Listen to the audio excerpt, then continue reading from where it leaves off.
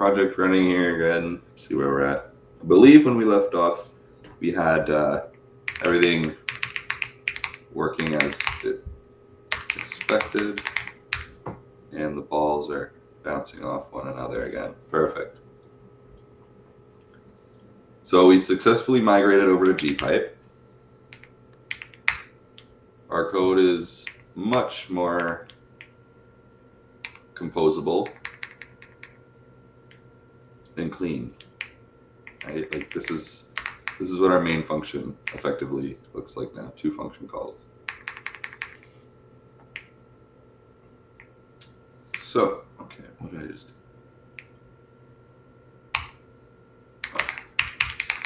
Okay, so now what I want to look at doing is, so we've got these balls now, we've got all this infrastructure in place, but let's actually like build upon.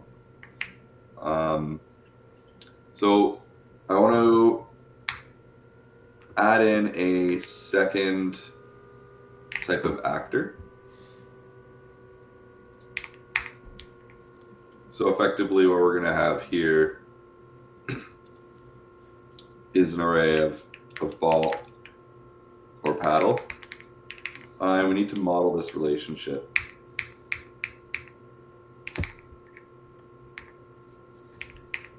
So we have ball here,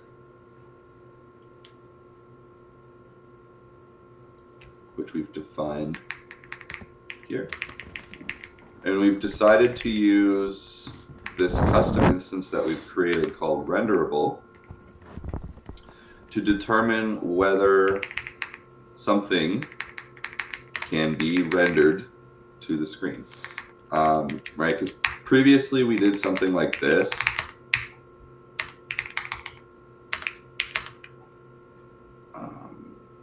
Ball or paddle. Then we got into a situation where anytime we wanted to use actor, or anytime we wanted to specify what happened to ball, we would have to specify also what happened to paddle, even if that meant nothing to the computer. And in some cases, it actually made things very difficult to get and just cumbersome to write.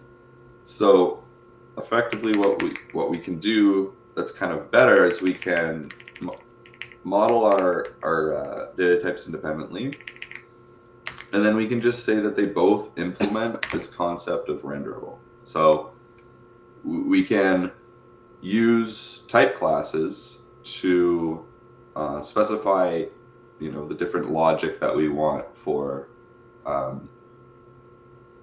these different types, but how those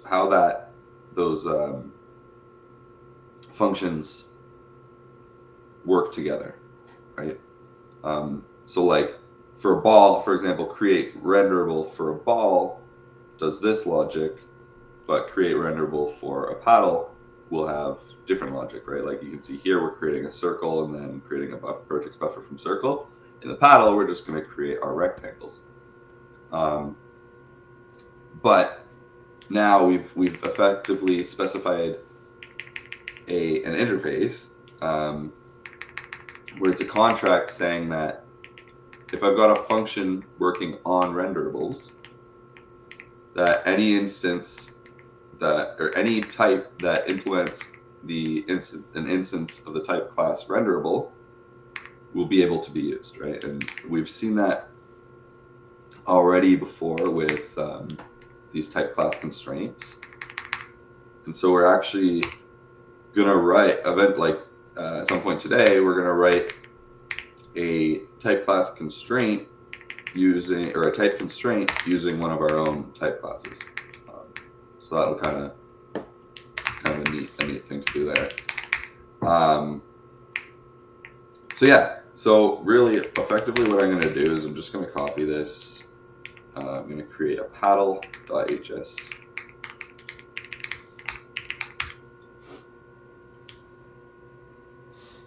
And we are going to get started.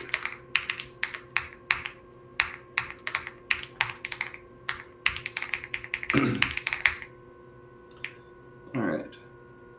So first thing we'll do, swap this out with the paddle.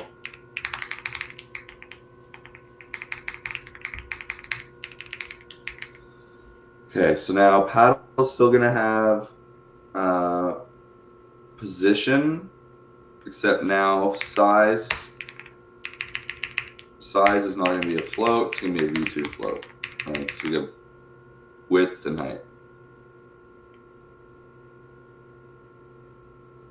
But you know what? That's V2 is strictly X1. I mean, literally, sometimes I just like doing this better.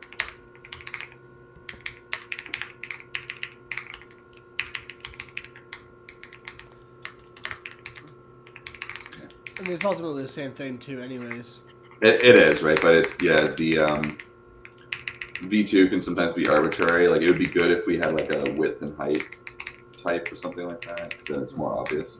It's like, is X width or height? It could depend on the orientation of the paddle. It could get confusing. So. Okay. Paddles don't need velocity because they're not moving on their own. Okay, so paddle has a position, paddle width and height, and I think we'll probably just leave that for now. That's enough for us to at least get it on the screen and move it around. So now we're just going to create this renderable instance now, but instead of taking in a ball, we're going to take in our paddle. So now we're going to get the position. So that's good there. Paddle, pause, paddle, pause, paddle.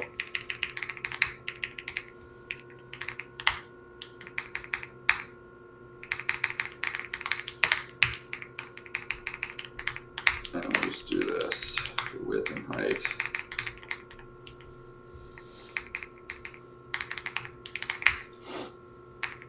Okay. And now we need a function to create our rectangle vertices. So we'll just do it in the same way that we did our circle verts. I think that was in let me see. It should be somewhere else probably, but that's fine. So yeah, this is like make rectangle verts. It's gonna be quite straightforward. It's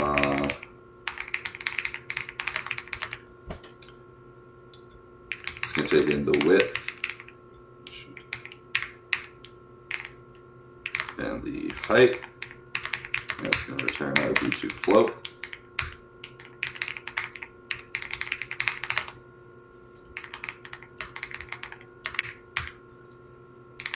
So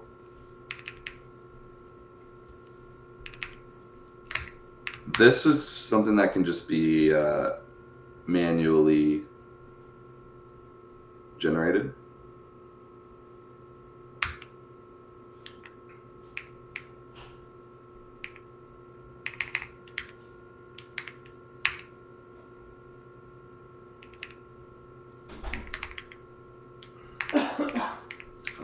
Sorry.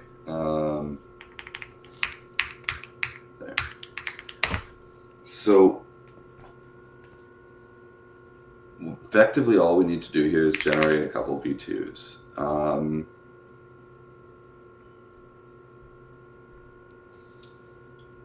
And it's really just because we're controlling the width and height with these parameters. So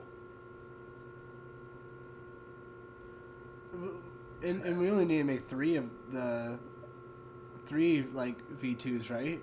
This is just 3 vertices for a triangle. Well, it's a rectangle, so it'd be 4. Sorry. Yes. Yes, and do you need the initial position too? Sorry? Do you need the initial position as well? Yeah, the rectangle, it's going to have to be, like, it'll be either left, right. Yeah, that's a good point. We probably want to offset so that we have, because it depends. So we are going to offset this by an origin. So that should solve for that. Think about right now what we're doing is in like a localized, normalized vector space, right? So it's like, right, you're just drawing it off of the origin. Yeah, it doesn't matter where it is. It's a rectangle, and then we're going to apply another matrix transformation to apply the origin position to it, which will change based on the user input. But so you need a vertices for one for 0, 0, one for 0 width, one for height 0, and one for width height. Yeah, I'm just making sure that because we're using GLF, so that's exactly it. The thing that I'm just thinking about right now is for the like drawing a rectangle, what order do the vertices need to be in is kind of what I'm wondering. Maybe it doesn't matter because it's a rectangle, but we ran into this issue with culling last week. So if it's in the wrong order, it won't show up. Just give me a second. This is something that can, honestly, this is a very quick question for GPT. I would have thought it'd be always like same clockwise-ness. Pardon? I would have thought it'd always be like the same clockwise pattern. Yeah, it would probably still be clockwise. You know what? Let's just do it. Let's use our intuition, and if it doesn't work, we'll get a janky rectangle. Exactly, right? Let's see what happens. Okay, so first thing is 0, or it'd be, I guess it doesn't really matter as long as you have all of them. Okay, so it'd be height 0.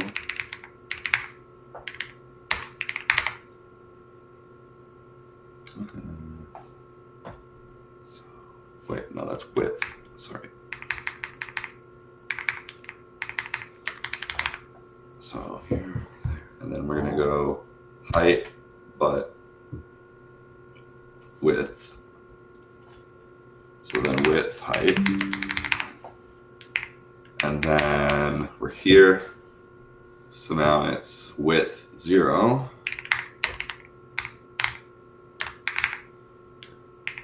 And then it's 0, then it's, I guess, 0, 0.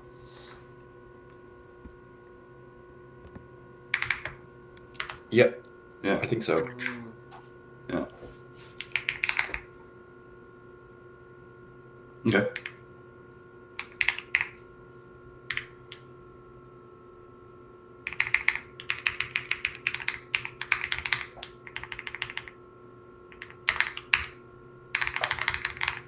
Okay, so in theory that should work.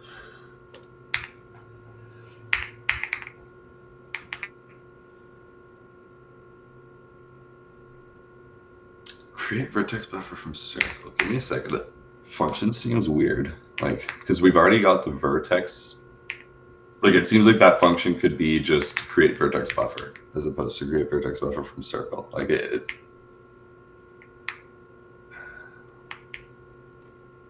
yes, this is doing nothing.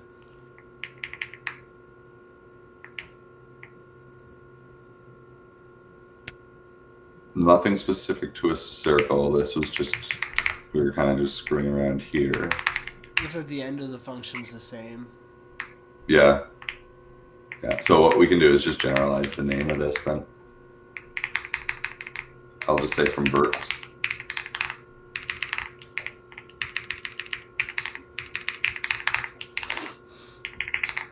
That means we gotta change it here.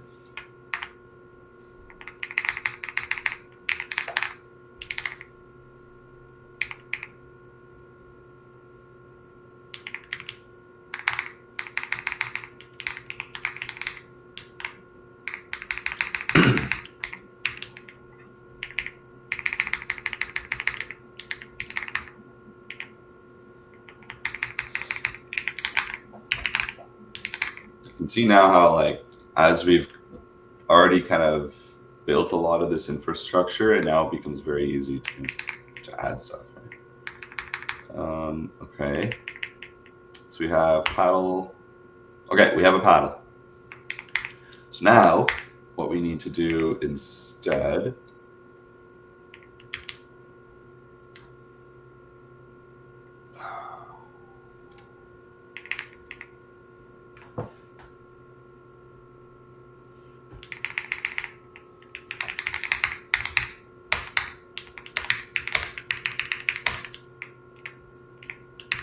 we are going to keep track. Okay, so instead of having an array of balls, we are going to keep track of a polymorphic array of renderables. Is what we're saying here. You'll probably need a for all in there. Yeah. Why? I'm not quite sure. I think it's so this here. This may be a good point to talk a little bit about it. So this here is default. Like this here is implicit. So like by not doing this, it's already there. Oh, does that work? Okay, well we just have to see if it compiles. I'm trying to play compiler, but Yeah. Yeah. This I think let's treat this as a learning exercise because I am Totally. so what I've learned this week is that this is what's called implicit universal quantification. So like and then this would be explicitly, right? But it's the same thing, and then you can introduce rank n types to like allow you to like move this to a function argument. Yeah, let's see what happens. The compiler ultimately will tell us, right? Yeah.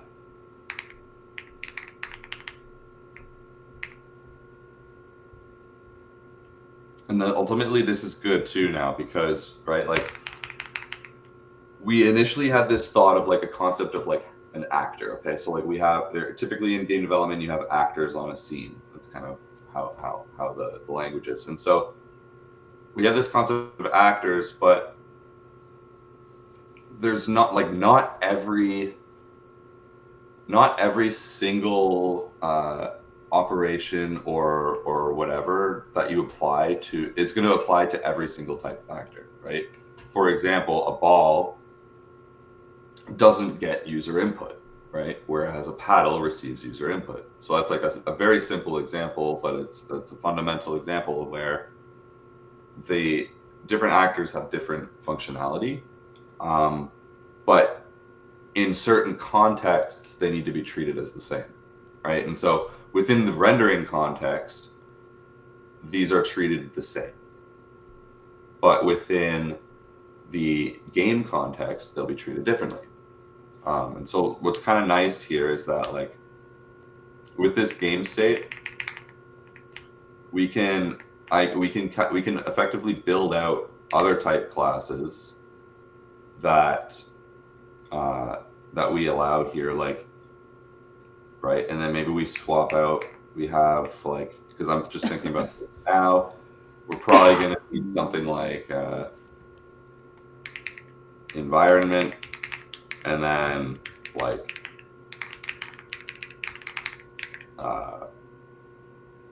I would call these actors, and then basically what we would do here is now we have receives input, right? And so we can build out these other type classes and specify that okay,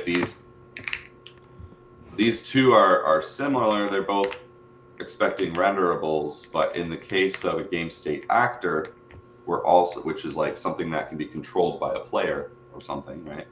We're also saying that it must be able to receive input. So this is how we can use type classes, and we'll probably, that receives input's probably a decent idea. So we'll probably get to that, but yeah, that's kind of illustrating the point that I was trying to make.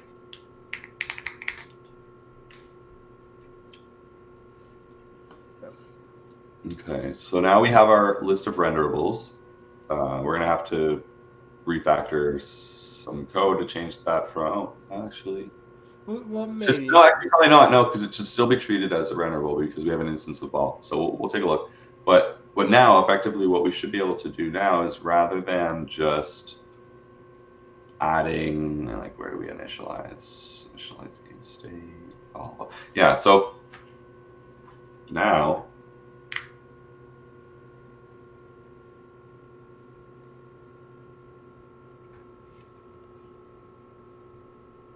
yeah, this is where we might need for all. So this will be interesting. If my hypothesis is correct, this will be an interesting type error to unravel. But effectively, so this game state array it's an array of A, right? But once you parameterize that to type ball, like this next one has to also be ball, right?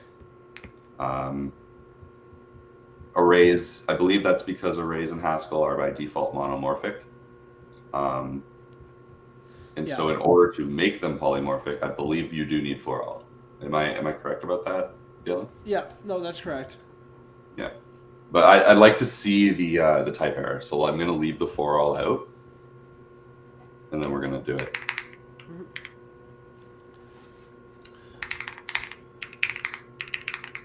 So now there is only one. We're just going to get rid of this whole second ball. And technically speaking, there's two ways to do that, like, that I've seen, which is, like, using gadgets to, like, have specific ways to like, inspect the list, and then just having existential quantification where you're just, you have, like, renderable, meaning the only way that you're going to be able to get something out of the values in the list is through using the type class renderable. Yeah, we'll have to get into that. This seems like an interesting example for existential quantification. Yep. Alrighty, so I'm not going to worry about any of these variables. These are all going to change. Let's just work our way from the domain. So we've got our paddle. Okay, this is where, like, technically the ball is it's not the player anymore. We were just kind of messing around. The player is actually the paddle. So I'm going to just say ball start pause. I don't know. I'm going to pretend that that's the middle of the screen for now. We'll see once it gets on the screen. But effectively, we want the ball to start in the middle of the screen. And here we're going to say ball size.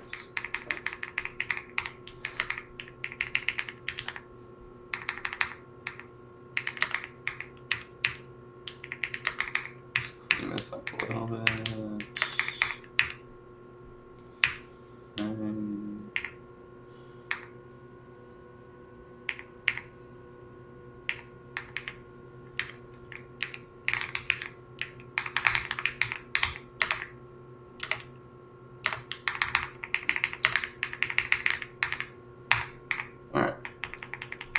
That's a bit better.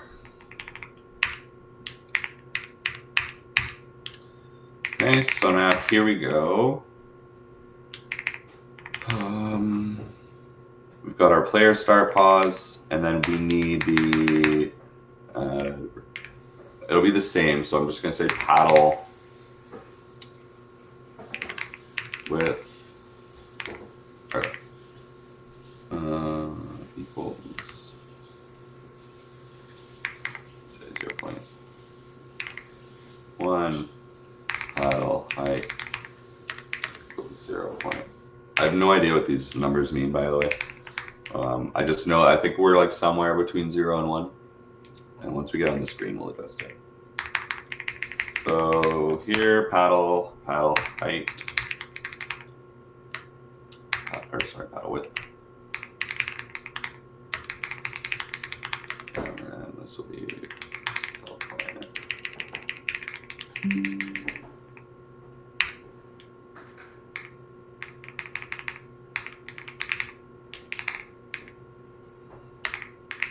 Okay, so now we're going to add our player paddle.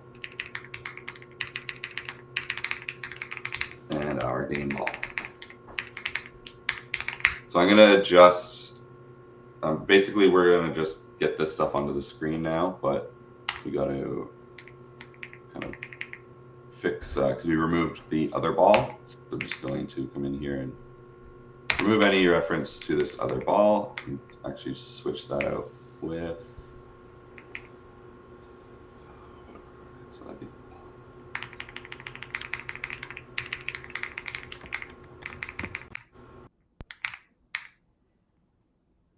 okay.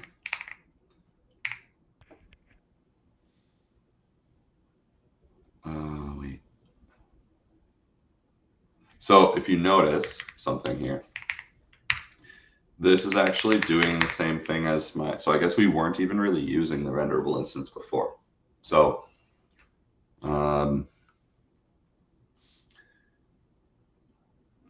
so now we have our paddle and our game ball, which are both, they both have instances of renderables. So both of these should be able to, okay, I know what I need to do. So I'm gonna just comment that for now, for a second. And then we just need to do this. We need to call this function.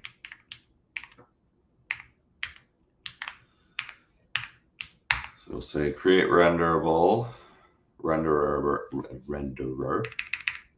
then we'll go player paddle.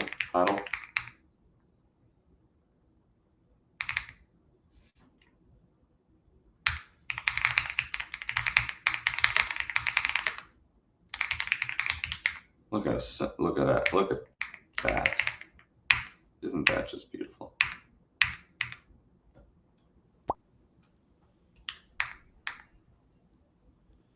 I guess essentially a renderable is just going to be like an array of vertices, right? Or it's yeah, it's an array of things that have vertices. Yeah, is kind of a way to say it. Eventually, we'll add materials and other things. Like it's something that can be rendered to the screen, right? It's something that has like complete information about rendering, like for being rendered.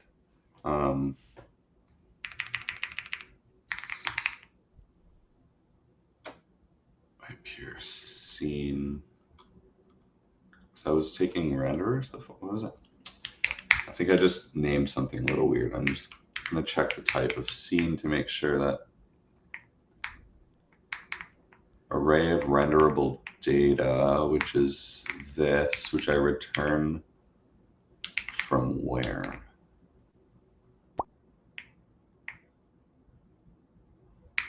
Yeah, let's go put the old code back here. A vertex buffer from circle.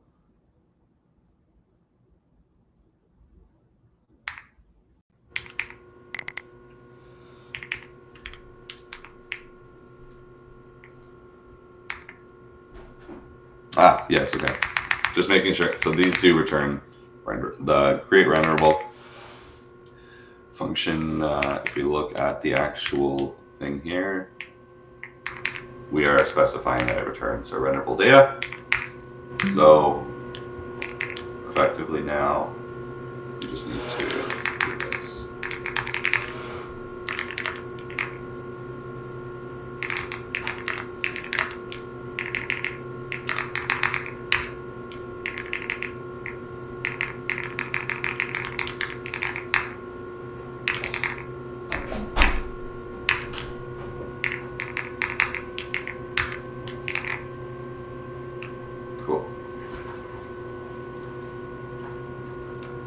That's that function. Update scene.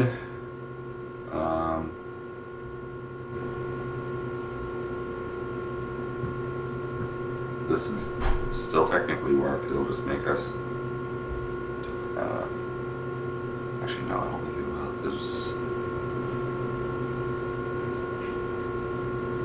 Maybe. You got the paddle position, right? Well. Yes, this one would have to be paddle. I'm just wondering if I think it'll.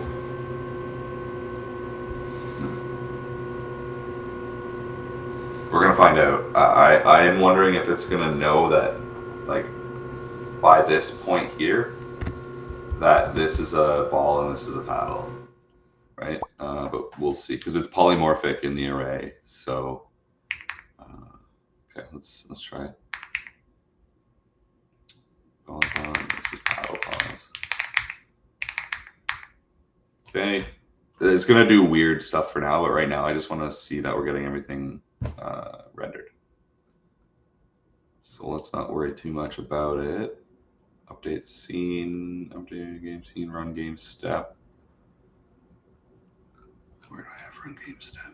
Right here.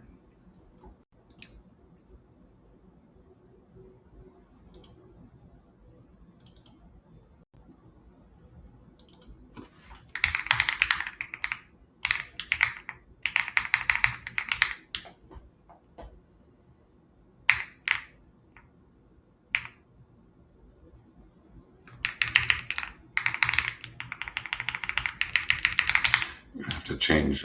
This is gonna be the next thing that we refactor, because this is not gonna work. Collided ball. You know what? I'm just going to disable collision for now.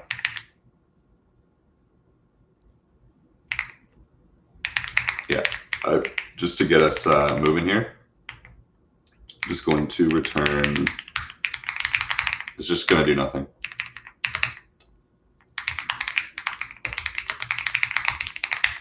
Okay. Because we've got a couple of questionable. We've got a couple of compiler questions, and I don't want to keep going. I want to get this compiling again. And it's like those shouldn't matter for the most part, anyways. But yeah, as well just completely make sure for now and focus. And from a learning perspective, right? Like I don't want to, and since I'm live coding, I don't want to go down a rabbit hole. So we'll just we'll see this. Okay, perhaps you. Oh, the verts. Yeah, where's that? Rendering 16. Oh, yeah.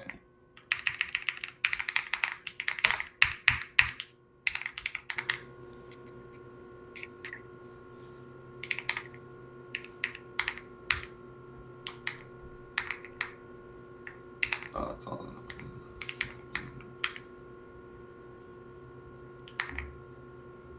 After rendering.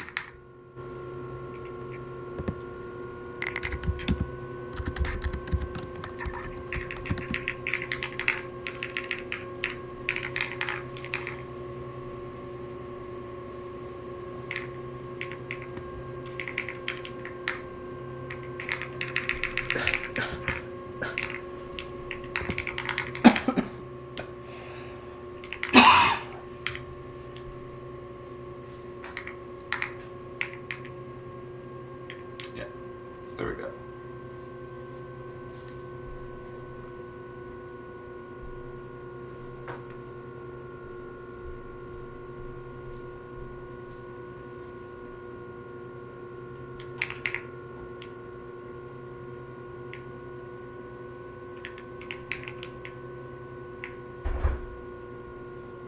Do I need to take in the A here? So. Oh. Oh, okay. This is why. Scope type variables. No, I have scope type variables. I think this is the. Let me just see. No. It's. Yeah. Right.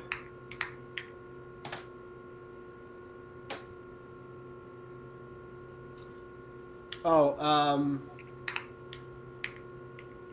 Huh.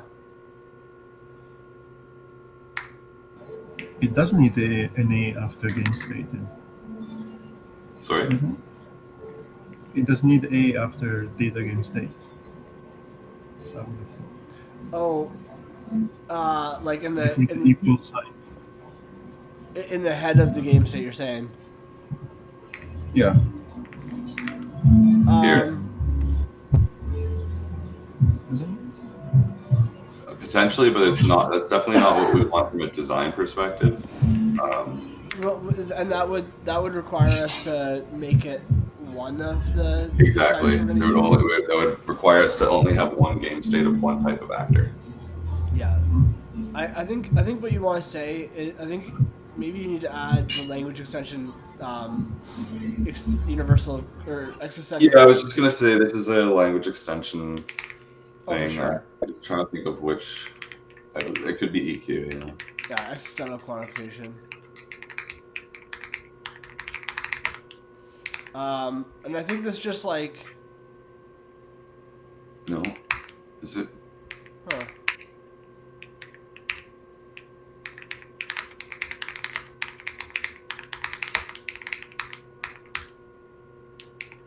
No. I'm literally just going through some that I learned. No, it would be type application. Hmm. What if you tried putting the for all renderable A like prior to the data constructor? Maybe it's just the syntax is just wrong. Because that should work, roughly. Obviously, it doesn't work, but the idea is correct. You mean put it here? Yeah. For all A. Nice. Syntax checker doesn't like it.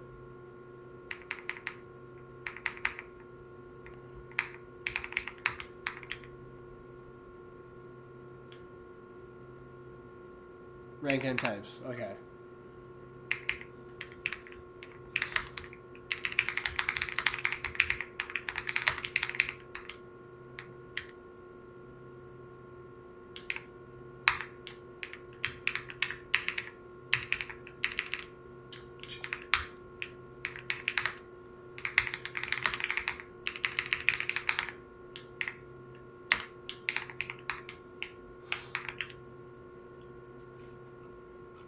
Nice.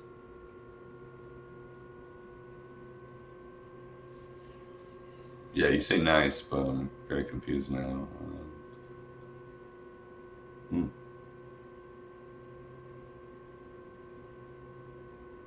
It might be the record type because I don't know if I've done it like this with record types before. I mean, I'm just gonna rewrite this for a second. Mm-hmm.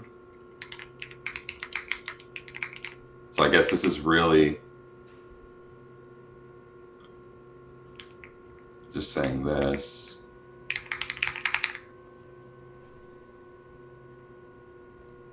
Okay.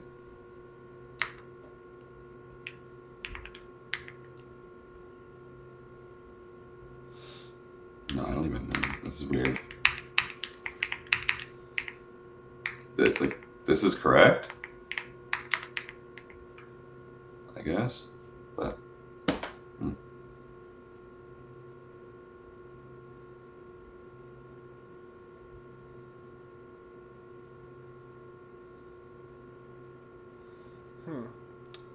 It's just, you know.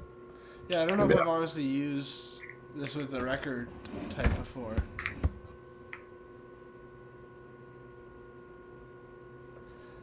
This is really ultimately though, it's just like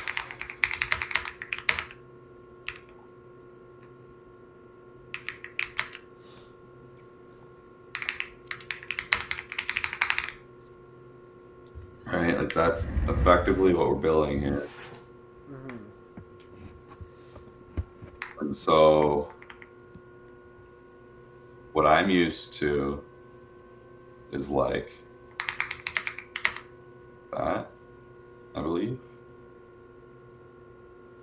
Well, Or no. It'd be you have to put that before the constraint yeah, for sure. yeah, like this. Yeah. It's typically what I'm used to writing.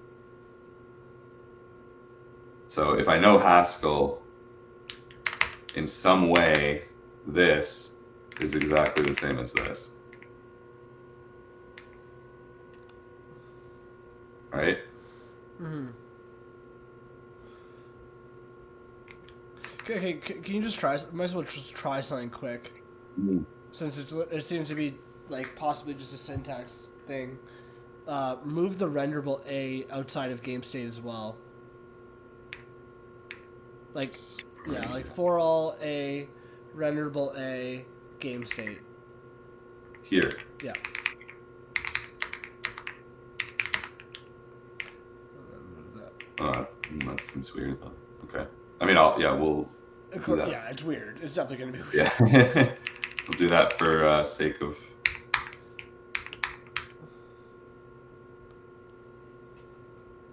What?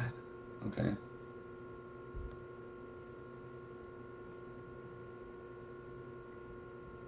Yeah, that works.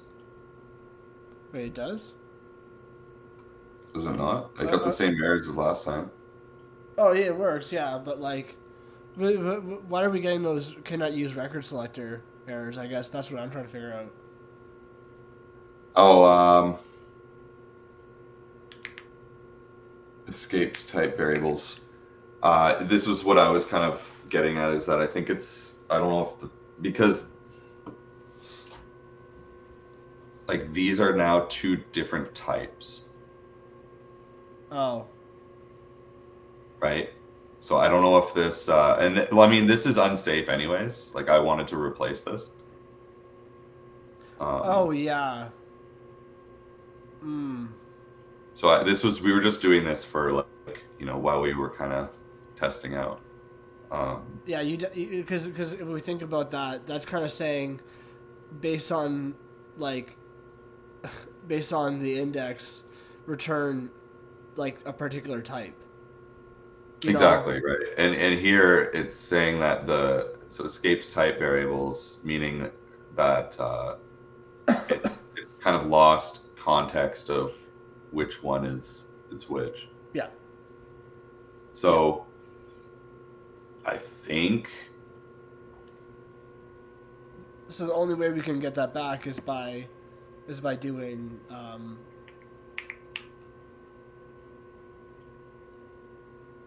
Doing what? By doing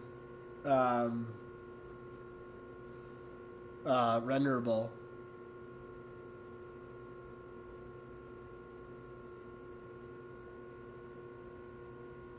Or.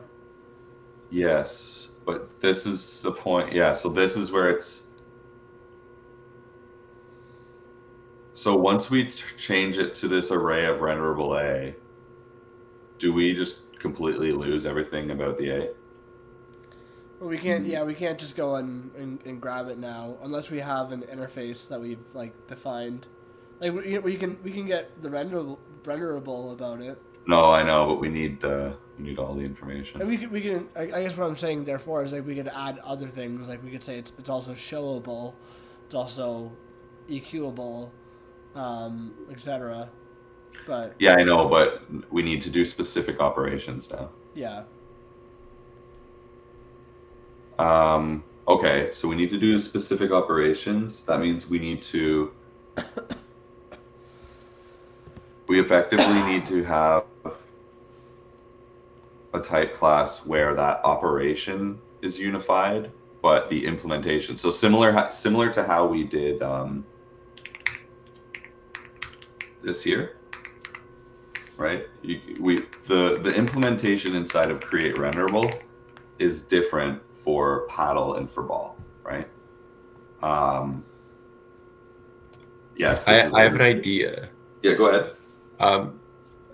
Obviously this doesn't scale forever, but you could just have an array of balls and an array of paddles and then concat them and pass them into the function that requires renderable things.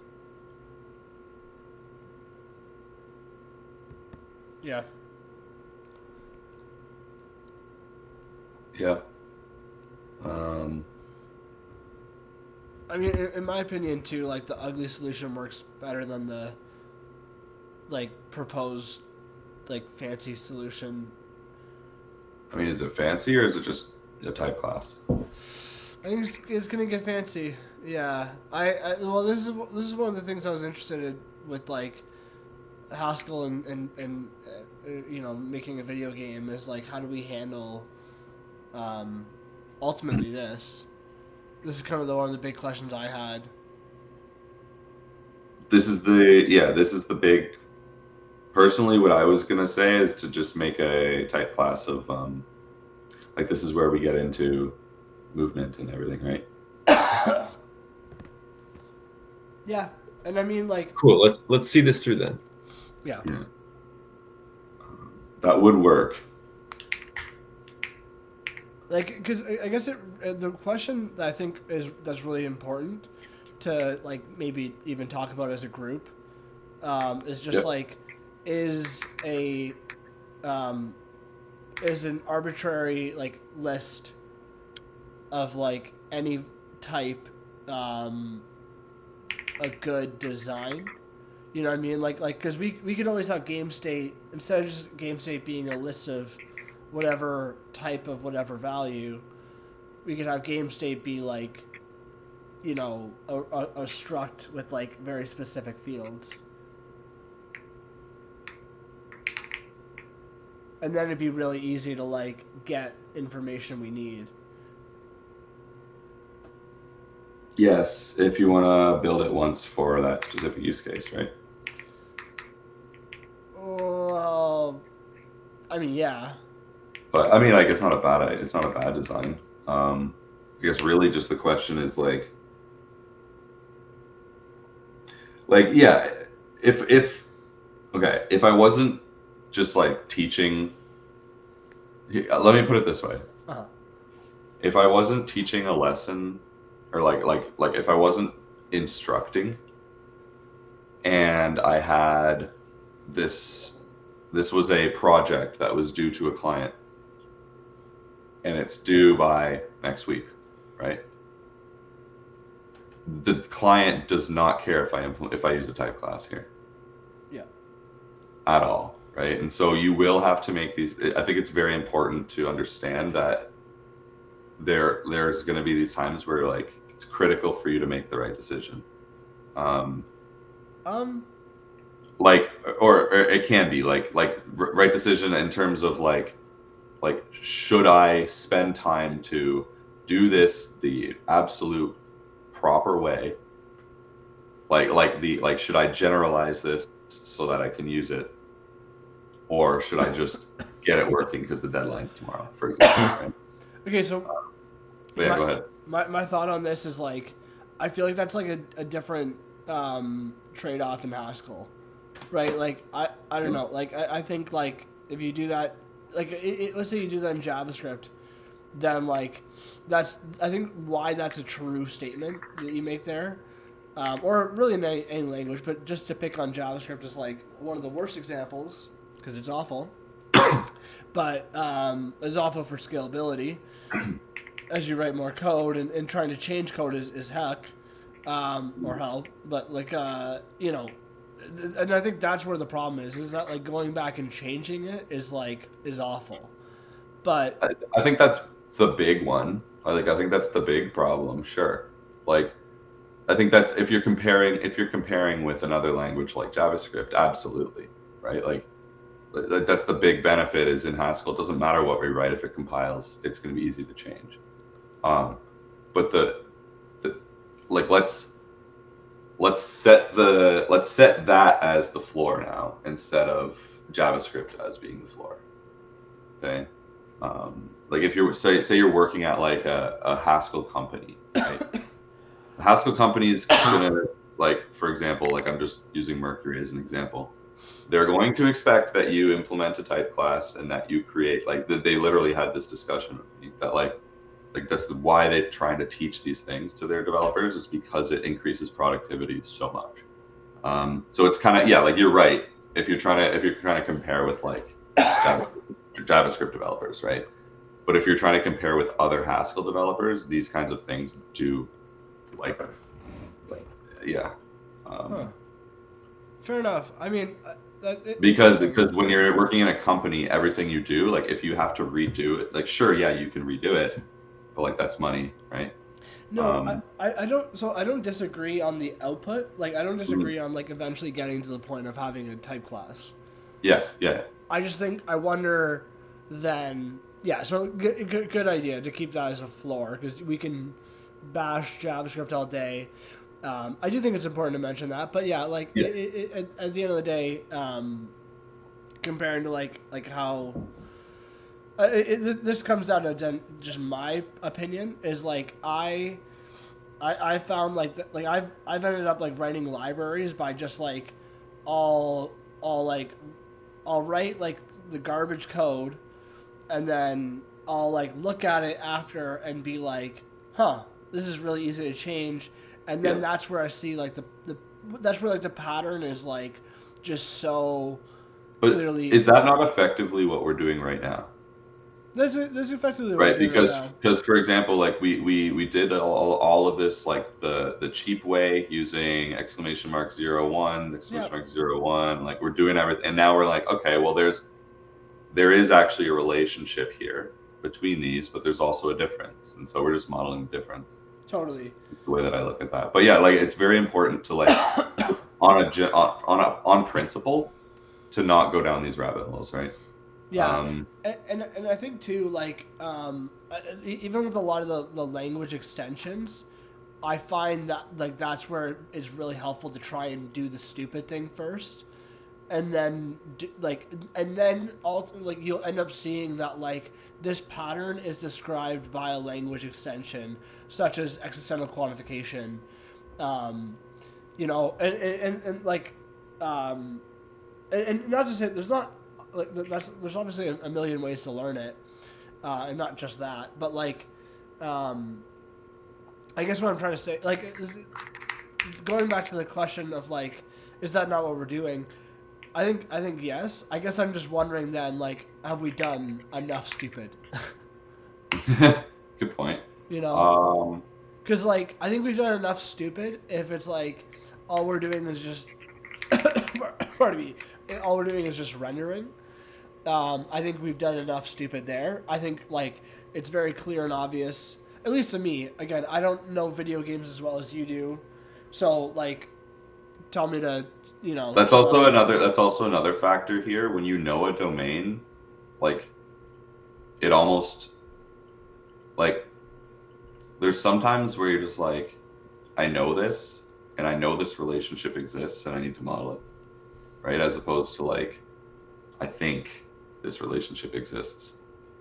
I don't know. Like, I feel like there's some validity in that. Like, if you really know a domain, you're going to be much more comfortable writing this kind of stuff as opposed to like just getting it working. Yeah.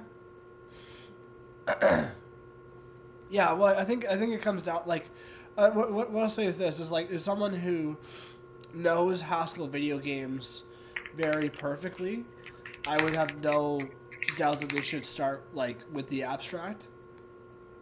Are we there yet? You know, do we understand everything about how to model that? Is that like intuitive in our heads? And in my experience with Haskell, like I either like immediately go, oh my god, that's a monoid in the category of endofunctors, or I go, huh, that's a thing, you know, and I don't know. Yeah. That's my view. That's fair. But purely just my view. So, I would say to answer your question, yes, I think we do know enough information at the moment. So let's see, and if I'm wrong, then we'll see. We'll learn. We'll find out soon enough. Yeah. Variable on scope 34. Because it's actually very simple. Like what I was doing, the problem that a lot of this stuff that I'm just removing that stuff actually right now. So I'm simplifying it. I'm literally I'm commenting it out because we don't need. Basically, effectively what we had like a mocked out game loop where like the logic that we were trying to do was it's not going to be the logic that we had in the actual game. The way that we're accessing these fields is wrong. Like everything about it is just wrong. So it's like, why even try to get that working again? Right. We're going to just rethink this. That we're moving on to the next. We're gonna skip that, get rendering working again, like we said we're going to, and then we're going to treat input as a separate domain problem, like we did with rendering. Yeah. Also, like, well, the one I wasn't even thinking about input. Like, I kind of thought the problem we were focused on was like collisions. But even then, with collisions, really, like, it's at the end of the day, you just need a physics body hitting a physics body to perform the. Well, exactly. Collisions is gonna have a class collidable, right? Like we need to get there, right? Because the whole idea that behind this is like, yeah, okay, we can have, and we've done that. That's fine for Palm, but the idea was, if people are interested, to scale beyond Palm, maybe in different series, but like it would be very nice to have, and I say very nice, so it's not critical, but it is also a learning experience, right? So it's like there's value in just like showing how to create type classes and everything, and when to create them. So yeah, okay. And also too, that's an interesting point you made before about Mercury. I did see that with Seracal, that like they really do want you to use type classes. Yeah. So. Yeah, it's like one of those things where if you want to work with other Haskellers like on a team, yeah, like it's I mean, and it's not even just Haskell. This is really like any professional dev shop is going to enforce that you follow their best practices, right? And like literally, I've seen dev shops where like, and this can go this can go both ways, right? It can be way too much, or it can be perfect, or it can be not enough, right? But I've seen dev teams where like literally every like front end teams where you're not allowed to commit something unless it's a component. So like you can't just like you have to componentize everything so that like it can be used by another developer, right? And that's like a rule in the PR. Like if your code can't be reused by another developer, it's rejected. Which I think is actually a pretty fair rule if you implement that properly. But yeah, it's like you're gonna get into like when you're in actual like professional development shops, those are the kinds of things that they have in place. Yeah. And because it saves them so much money in the long run. Not to pull on your own argument or whatever, but I think it kind of like I'm thinking of Obsidian, and like I don't know if they really have that rule. They really didn't have any kind of rule like that. They did have the rule of like they did have a rule around how to write your case statements. That's the only one I can think of for like a rule I've seen. You know, like don't write your case statements and like, and this is more just. I guess like, it depends what you're building too, right? Like if you're building an application, like when you're at the application level, you have a little bit more leniency. I mean, and with Haskell too, like you can like again, like if it compiles, it compiles. So you just rip it out, throw it into your new like it's much easier. Like I will give Haskell the credit that like it's much easier if you never put any thought into the design going in, you will not be screwed. Is kind of the easiest way to frame that. Totally. Whereas like, you know, in Python, for example, you get 100,000 lines into a Python application and you're like, yeah, good luck peeling a piece out of that. What have I done? Yeah, right. What have I done? Which is actually funny side tangent for a second here. For the last while, I've been vibe coding a trading bot, and it was going really well for the first little while. But then it kind of got to the point where, like, first of all, I've been rewriting it in Haskell, and to do what I've done in about 400 to 500 lines of Haskell, it took about 7,000 lines of Python, and it was just a complete mess by the end of it. And this is me not just like being complete vibes. Like I'm writing out like the design that it should follow in prompts and like specifically prompting it, and still it just like creates a complete mess. And so now I'm at the point where like I'm trying to add one feature to it, and it just simply cannot do it. And so yeah, it's like I would never have that problem in Haskell. So it was very interesting to see that, like how that happened. Quick question. Mm-hmm. You said like 5,000-6,000 lines of Python, right? Mm-hmm. how many do you think that would be if you just like wrote like Python well from scratch? Like not just for like Yeah. I mean, you could write the same amount. just for research purposes, like how much is the vibe coding, how much is the Python? You know, because it's funny that like A lot of Python. it's the vibe coding, for sure. Yeah. For sure, because even when I tried to use a little bit of AI with Haskell, the solutions that it was providing me were just so bad. Like Yeah. like not doing any of this, like not leveraging Haskell in any way, basically. Like effectively just doing like if statements one after another, and like creating like it created like seven. Basically, I have time frames, so I have like basically I have a series of candles for a time frame, and I have that at the type level now in Haskell, but it not at the in Python. It was just a list of like time frames. But even in the Haskell code, it was trying to generate. It had no understanding that I had a type family in here that like created the binding between the types, and so like it would just create like a function for each type. Um, and then like completely duplicate a bunch of code and change things, and I'm like, okay, like, so it's a lot of it's the vibe coding, but at the same time it's been very simple to work with Haskell. So Right. like I've modeled everything at the type level, and now it's just like I basically feel like I'm just like connecting cables together now. Right. Oh yeah. It makes sense.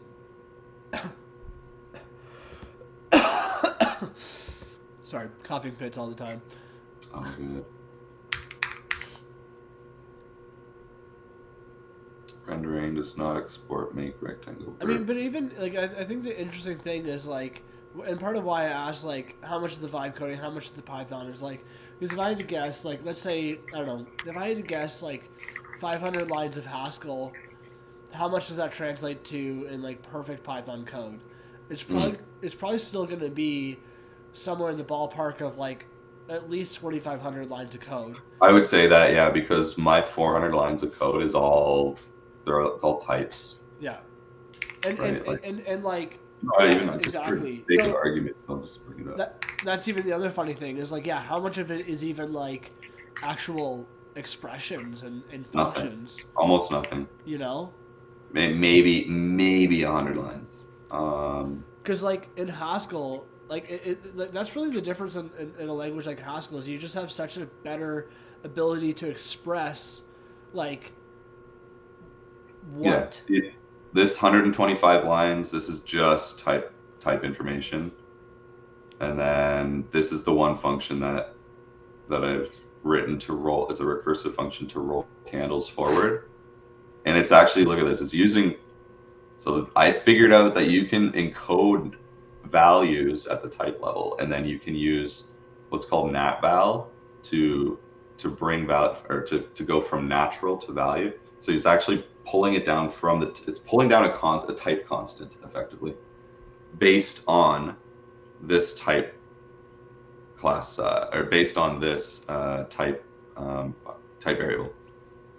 Oh, like because it looks like you're. I'm curious about that. So like you're using type applications that I can see from Yep. using using the @ symbol. Mm-hmm. And then nat_val, is that like a function you made, or is that from like a library? No, this is from the GHC typelets. Oh. And you said it pulls down a value based on the type?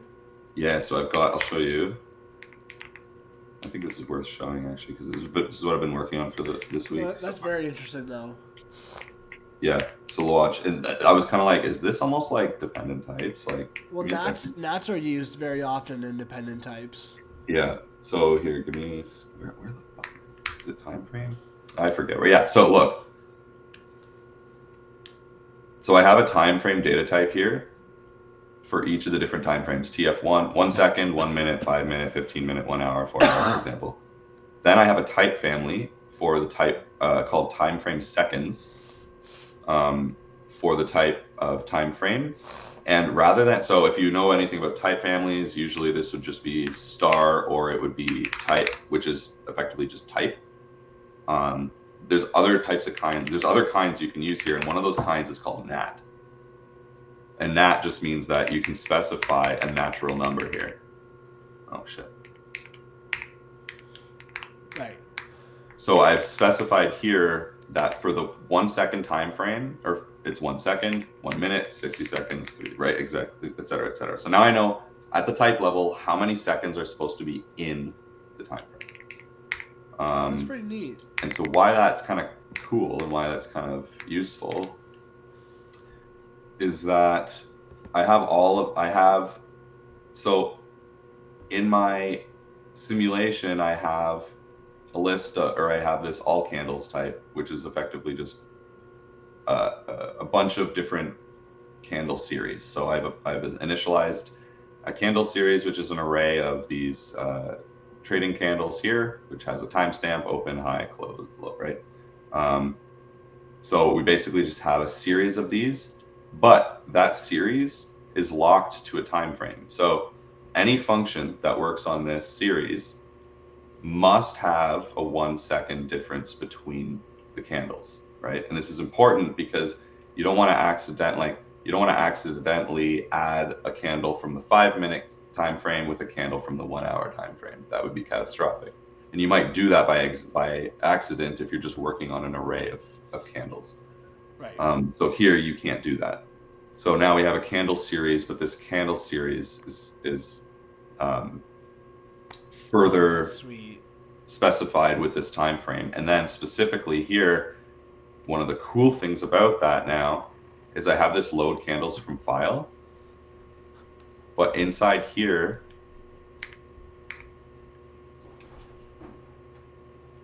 I can, oh wait, where did I do it?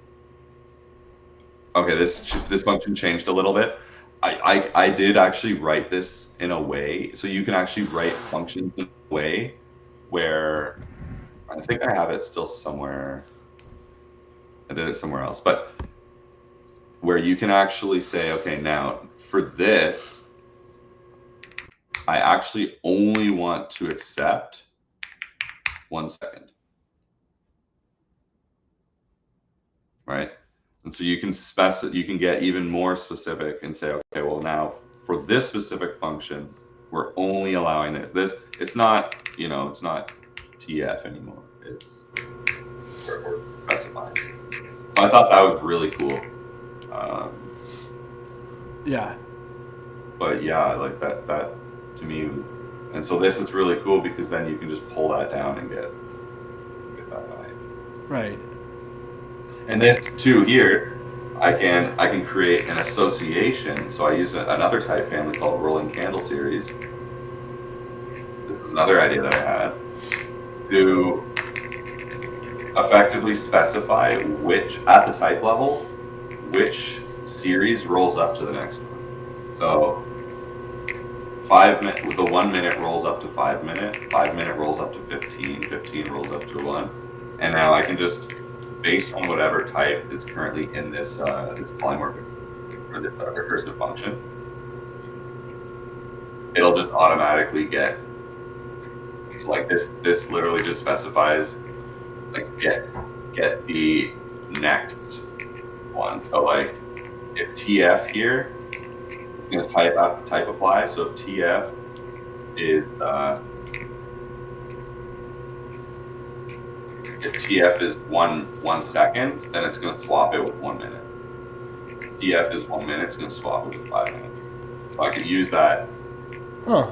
I think you could probably just use ORD there, no? Or use what? ORD?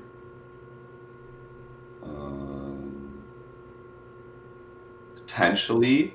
However, I wanted to be explicit. So that was one thing. I did have that thought. It was like, can I use ORD or like a bounded enumeration or something like that? The problem with that is that, like, what if this is here? Or enum. I mean, yeah, enum is actually technically what I mean. Enum. Yeah. But you can use enum, and then I could even use bounded to like iterate through them if I wanted, right? But like, like if I accidentally did that, then that would ruin everything. Or, if I, for example, I don't know how it would work, because 1 week doesn't have, like, 1 week doesn't roll up. So like every other candle rolls up. Like you can see here, there is nothing for 1 week. And that's because that's an invalid relationship. So I don't know, Okay, fair enough. I like the idea of a type family because I could explicitly define the relationships. But Yeah. yeah, whatever you want to do, right? Like at some level, as long as you have type safety, like I think there's nothing wrong. I have a question on this that this just reminded me of. So I am building a type system, and basically I want to build maybe a family of types, such that each type has a representation as a string and a representation as an integer. Yep. What is the game plan for that? Yeah, so think about a type family as just an association between types. You're literally just creating so you're saying this type, it's a type function, right? And it's saying, if I give you this type, what type do I get? That could be a very simple translation, or it could be a more complex, like, function translation, or like you can actually kind of write expressions in type families in a way. I've mostly just used them usually as like associations, but effectively that's what it is. It's a function that takes one type and gives you another, so those types are associated in some way. And so you could have the way that I would approach that would be either to have a second type, which is like a tuple of your string and int. Maybe it's like, it's metadata about that type that you want to store together. You could create a type family that would go from your type to that type, right? And then you would specify. Where would I go? But again, it's a type family is more at the type level, right? Like, it almost sounds like what you're describing is at the value level, or maybe I'm not. I think it is. It's not a really difficult thing that I'm trying to do. It's just like you're saying about trying to do things right and model the domain effectively, so that I don't have to end up rewriting things in the future. Yep. Quick question. Just like what is the string and what is the int? Yeah. Okay, so basically one of the things that I'm doing is trying to implement Noster patterns in Haskell. So to clarify, in this example, or in this paradigm, you have posts, or you have events of kind 0, which are profiles, and you have events of kind 1, which are notes, like tweets. And depending on whether, like, the format of the JSON is the same, and depending on whether or not the kind is 0 or 1, it's going to be interpreted differently by the system. So I want to actually have a kind for a profile and a kind for a note or a tweet, such that when I pass something, like when I pass a note, I have an easy way to cast note as the number 1 and profile as the number 2, or profile as the number 0. Okay. Numbers, I mean, I just showed you how to do that. Yes. I don't know. Yeah, like you could basically take this type family and just turn it into the syntax for a type class instance, and it would be pretty much the same looking thing. Yes, except it wouldn't be at the type level. No, yeah, it would be. But you're exactly right there. It's pretty much the same thing. It'd be like a mapping of, like, if this, then this. If this, if yeah, 1 exactly. second. If so sorry, Zenon. What are you? So you want at the type level, you want to be able to Yeah, I mean, if I was defining TF 1 second, I Yeah. would like to define it in such a way that it's associated with the value 1, and 1 minute is associated with the value 60. Almost like how in like C# or C++ you'd be like in a typical enumeration you'd be like this is 0. Yeah. Yeah, Right? it's This is 0. This seems one like is it would make sense. 10. Right? But I haven't seen any.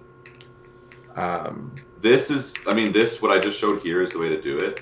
I'm very curious about whether you can do this with strings. Yeah, I don't know if I would have one string. I don't know if I would have one type family for the integer and one for the string. Well, and the great thing about data actually, yeah, you could, because this can be this is a kind. So you would just use data kinds, right? Right. I don't know if you can do that with string, but you could create your own, right? Like I could use, so if I'll just write I'm gonna put this back. I'm gonna write my own little test function here to see if this is what you're kind of talking about. Like, let's say we had my data type 1 or type 2. Okay. Now, effectively, what we want to say is that type 1 is, I'm going to just put this in comments. Let's just going to say this is equal to either 1 or, just for sake of simplicity, 1. Right?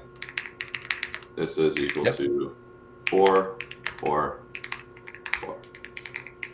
So, for a type family, like what I would do is I would turn this into it. First, I would turn this into a type. So I go, okay, I'm just going to say, wait, before we go any further with this, yeah. One of the, I guess the difference that I'm thinking of is that I do want to involve something like type classes, so that I can just have a class of type and give it an instance of, like, to be readable as an int, and then you say that type, when you read it or when you interpret it as an integer, that it's going to come back as 1. Oh, okay. Well, then that would be just done at the value level, not at the type level. So yeah, like for that here, I'll show. Let's see if we can just show the difference between the two then. Sure. With this example. So I think it's a good thing to show. Let's just say that this is like, right? There we go. We've got some tuple. So now with data kinds, we can actually represent my tuple as, actually wait, I don't know if you can do that with new type. Can you use data kinds on a new type? Yeah, That's like one of those like, huh? Can you? Yeah.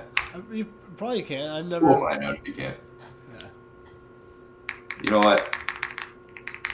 For sake of simplicity. Okay. So if I now create a type family as the first example, we can say data, and then I think it's,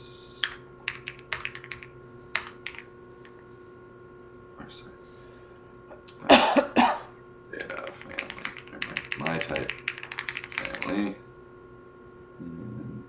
Yeah. So takes my data, and then I think it's okay. And so this, now we're specifying a kind signature, or well, it's a type signature. Here we're in this space here we're specifying a kind signature. So it could be type, it could be nat. But what does data kinds do? Data kinds promotes our data constructors to be type constructors and our type constructors to be kind constructors. Or sorry, which basically means that like those types can be represented as kinds. I messed up the description of that, but you know what I mean. Oh shoot.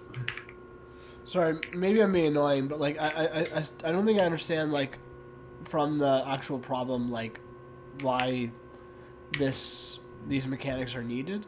Like, it's not needed. It's more of showing the difference between type I'm trying to show. I realize that based on what he's describing, he doesn't need a type family, right? But I'm just trying to show why. Okay. What does the type family do? What's the difference between the type family and the type class in this case? Gotcha. I mean, yeah. Okay. Right?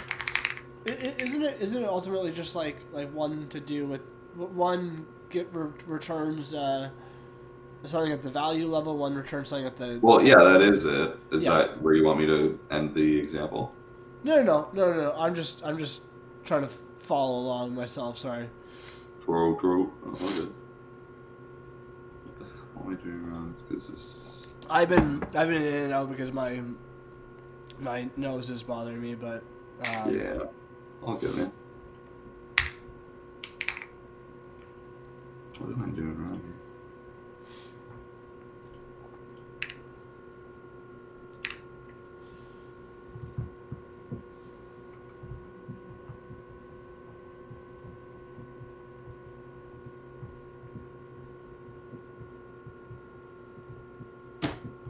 Okay, I thought I could do this. Because I've done this with... Oh, no, that's why, sorry. Because I was trying to use the type constructor.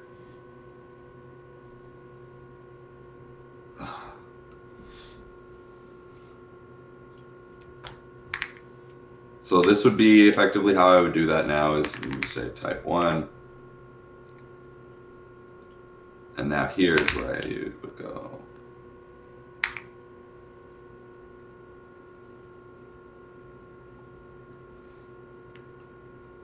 Oh, wait, what? Oh, sorry, my bad. It's like this. Type 1 equals. And like here now, I think you could do. No. It's kind nat. Expected to type, but 1 is kind nat. I think the other part is I'm very surprised that you were able to do that with like the nat example. Why? I don't know. I haven't seen that before because it's like, you know, my thought would be that on the right hand side of the equals would be a type. Yeah, this is a type. Well, that's like a value, right? Or Yes, and so that's actually why this isn't working, is because there's too many potential strings. So this is a bit of a trick. This is a type called 604800.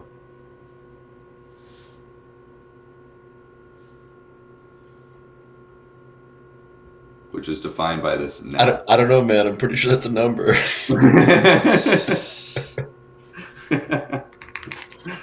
I like that. nat. Nat.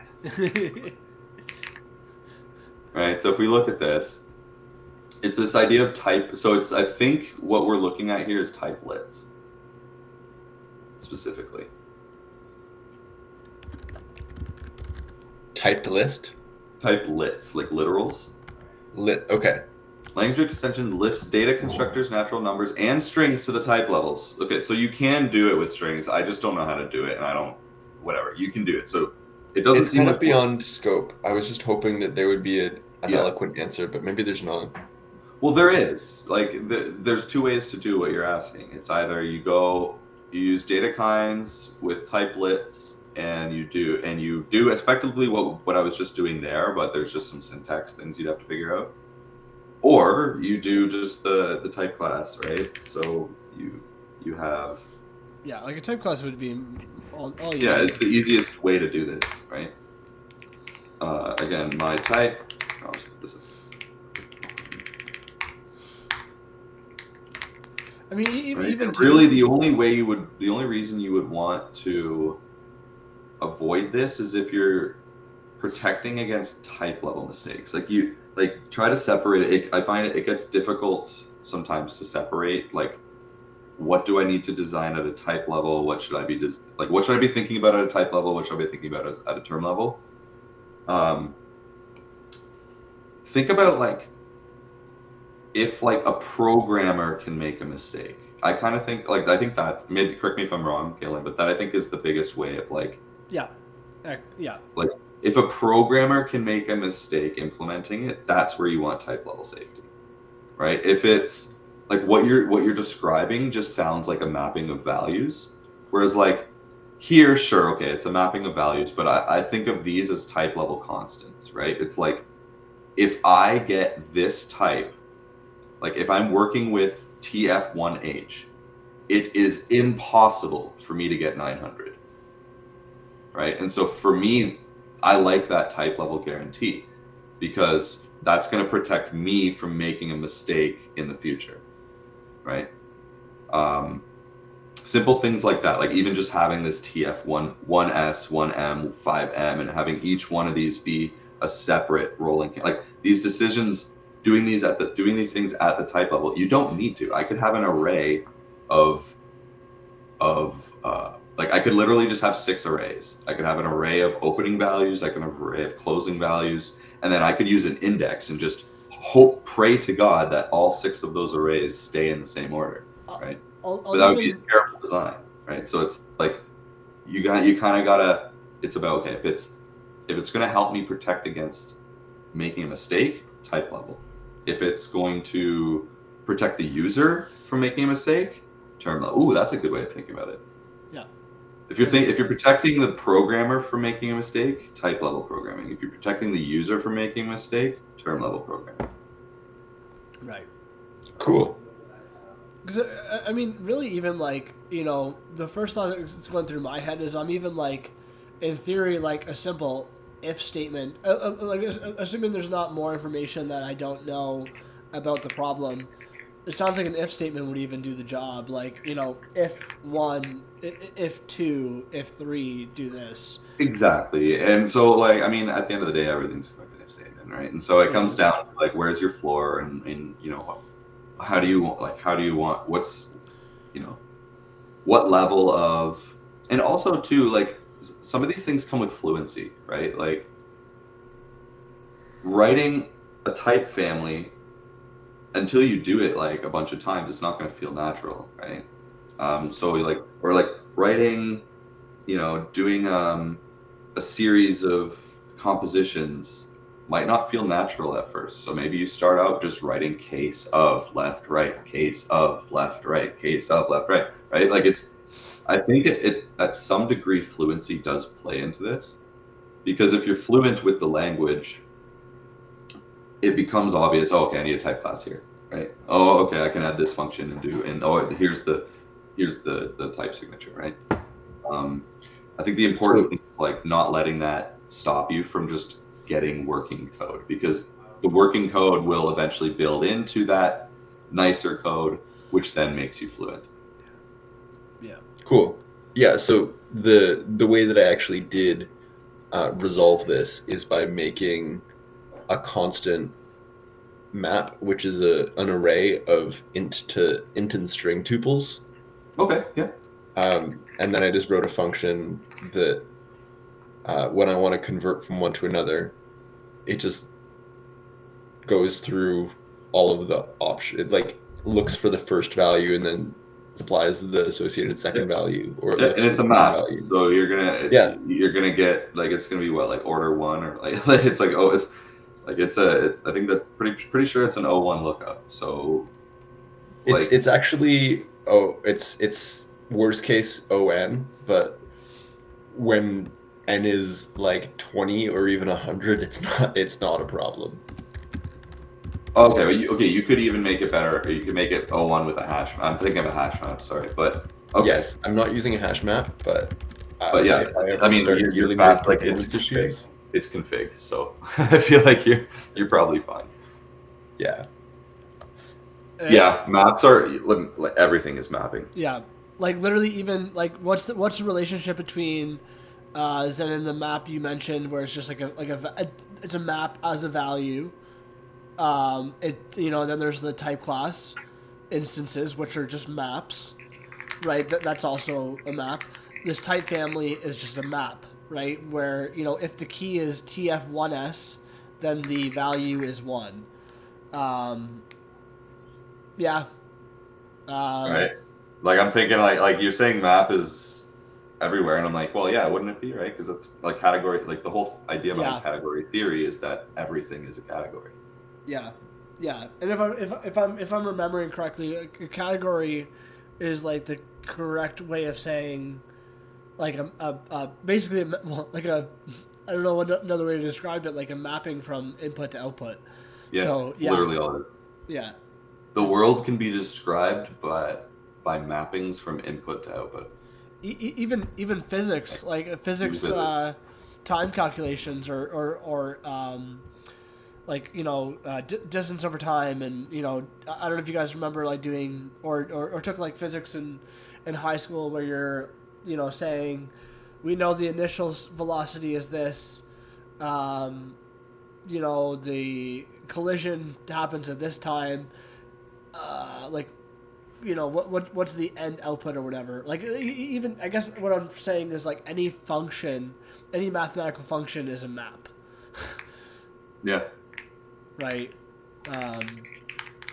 Where for every input we have some output.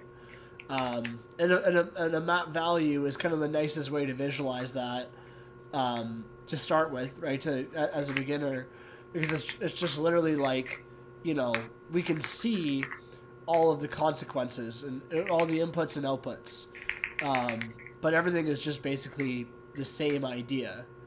Yep. I can't think of anything that really violates that.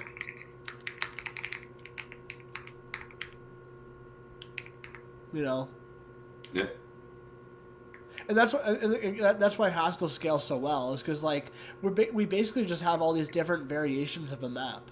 We have like very simple maps, and we have very like more powerful maps. Like we can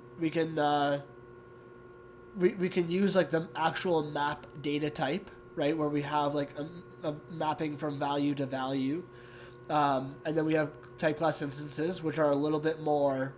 They start getting into like making sure the programmer doesn't mess up, and then we get into like type families, where it's like added power to make sure that the programmer doesn't mess up. Yep. I think it's funny too, because I just like I don't feel like I can't.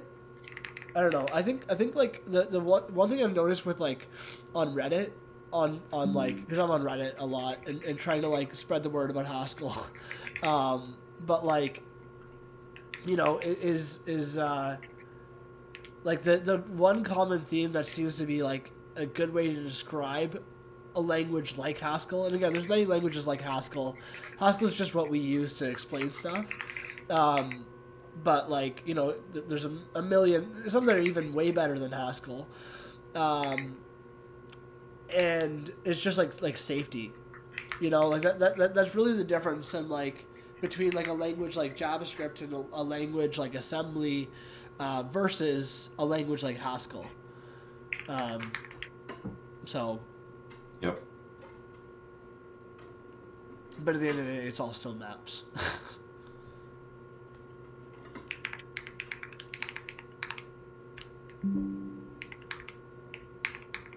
I'm a map. I'm a map. Map. I'm a map. I'm a map. Fun fact: that urgent errors message that you guys see has existed forever.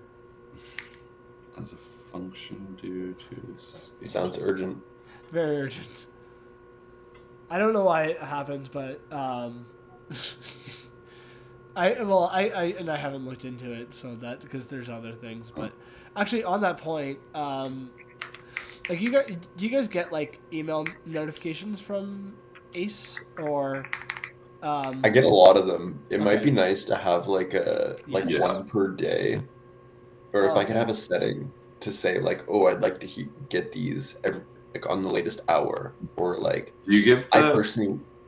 Sorry, Galen, do you give hourly updates to everyone? Or what updates do you give out? I currently give hourly updates. Yeah, you're getting multiple a day, eh?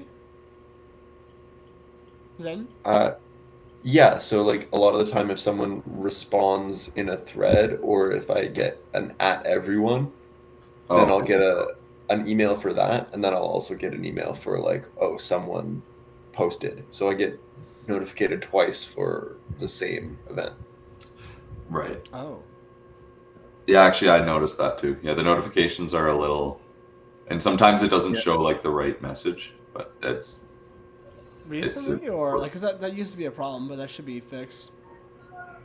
I don't know how I recently. do get the same. I get doubles as well, and the one that is not directed to you comes a bit later than the one that is directed to you or to everyone.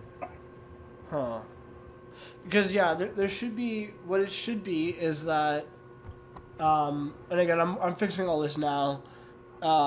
Is it should be like, okay, let's say you get notified or someone says, everyone like, blah blah blah. You should get notified about that like immediately, and then if there was just like activity in the channel, you should get notified about that hourly. So that might be what it is then, because yeah, you're just getting those random hourly ones, and if it comes in like maybe 15 minutes after the other message, it seems like it's a late message. Okay, fair enough. Right? Like, you know what I mean? It seems like it's late, where really you're just giving like an overview of all the messages from the past hour. Yeah. Oh, okay. So maybe I just change the wording on the email. Wording potentially, but also like, I think they probably don't need that second one, right? Like, we just want to send notifications of like when things happen. We don't need like an overview of like the last hour, because they would have already, all of those events, in theory, all of those events should have been sent already. No? Yeah. Well, I think what it needs to be is that I don't think if someone, I think what you're saying is like, if someone says everyone, you shouldn't then also get notified for that case. Exactly. If it's directed, you shouldn't send it with the hourly one. Yeah. Yeah. That makes sense. Yeah, I see what you're saying. Yeah. The hourly one is just for like, let's say someone says like, oh, like I built this cool code. It's probably me. I'm that person, and then like it I don't want it to like notify. Maybe it should notify immediately. I don't know. That again, I need to make a notification settings option. Yeah, people should be able to choose ultimately. 100%. That's coming. That's coming. There's going to be a lot of. I've been sick this past week, so I've been delayed. But honestly, with Haskell, one of the things I'm really excited to show is like the speed of development with like just how fast like iterating on Haskell code is. So like that will be coming very soon. One of the things I want to do is I kind of want to like find a way to like a good. I might even make a new channel that's just like product like updates or product like feedback or product requests, that kind of stuff. Because like if you guys like want a particular feature faster, then like I'll definitely prioritize that. And like for example, notification settings, like the ability to customize that, I think that sounds like it'd be pretty useful. So, yeah. One thing I wanted to tell you is that on Firefox there's problems. I think it's in general with Obelisk, It Because is. even on my project, yeah, Yeah. I mean, it's not a problem because I can also use Brave, but sometimes I use Firefox, and I noticed it It doesn't is work. a bit of a problem. They still haven't fixed that, eh, Galen? It's I think it's actually a problem with Firefox rather than like Obelisk. Well, I know, but other web browsers support it, so it's a No. problem with Obelisk. Well, yeah, like I mean, Like, like it's what I'm saying. It is obvious. It's probably something stupid that Firefox is doing, sure, but everyone else seems to be able to work around it.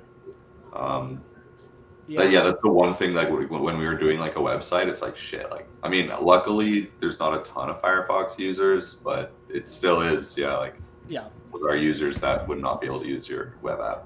I'm gonna be real with you guys too. So there's a problem I'm seeing with even I guess this technically applies to Jenga. Um, like with basically like we are like the we and like Ace, a platform, you know, and Obelisk and therefore Jenga are all on like GHC 8.10, and there's a lot like there's just a lot of development that has happened in the Haskell ecosystem since 8.10, namely the JavaScript backend and the WebAssembly backend. So, like, the WebAssembly backend, it kind of just makes the JavaScript backend even not useful. Like, I think the idea of JavaScript is, I think, even going to eventually become obsolete. Because if you have WebAssembly, why would you even want JavaScript? Is at least Yeah. my understanding. I'm not an expert on the subject, but anyways, so Obelisk is in the process of upgrading to GHC 9.10, and I will be upgrading Jenga to that like very shortly after. So that might even fix the Firefox issue, is what I'm saying. Yeah. Sweet. Then we can all use your framework instead of Obelisk. Well, it's basically Obelisk. Yeah. Yeah. Just sometimes Obelisk takes a long time to update and fix things if it's not seen as like a critical thing for them. Well, that's because. I mean, it really depends. Like, Oh yeah, sorry. You were just saying that they're basically just like they gave up and they're trying to solve it a different way by just going forward with WebAssembly. pretty much. I mean, like there was an issue with Android that I solved for GHC 8.10 to be able to Right. compile on Android for like a very particular Linux issue, and then there was a and then now I'm having issues with Nix. The Nix version, like Nix versions have apparently just skyrocketed. Like I'm on I was using 2.11 like not too long ago, and now it's at like 2.30, and I'm like, what the like? It's gone up like in a year like 20 versions, like 20 minor versions. Like that's insane. And then GHC has gone up like basically a whole major version. Yeah, like GHC like 9.2. I don't even think it was like very like it was kind of beta like a year ago, and now it's at like 9.12 because of all the improvements to the GHC JS and WebAssembly backend. So there's just been a lot of major updates in the ecosystem that like I think it just makes sense to upgrade with those. So that's going to be a bit of a pain, but yeah, I'm gonna and I'll, the second thing with Obelisk taking a while, that's just because of binary cache issues. But I want to get a binary cache set up for Ace, so that like we can just quickly get set up. And yeah, like you shouldn't like you should, in theory, be able to just download Obelisk in like 2 seconds. To be clear. It's not that way right now, but like there's literally zero reason through Nix that you shouldn't be able to do that.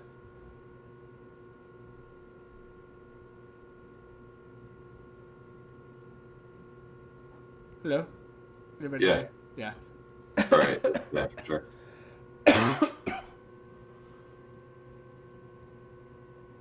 I am learning about our existential quantification problem. Yeah. But in summary, what I think I'm trying to say is like, just there's just a lot of, it feels like there's been a lot of learning in the ecosystem with regards to the new GHC version and Nix. Like it just seems like there's been a ton of innovation, which means package upgrades. So just need to fix all that, because even to what like why more specifically that means that like the Firefox, why I'm confident the Firefox issue could just go away is because like GHC.js was always like a proof of concept, right? Like technically right now we're using a compiler that is a proof of concept, and it was like maintained to the point that it was actually like it didn't feel like it was a proof of concept for a while.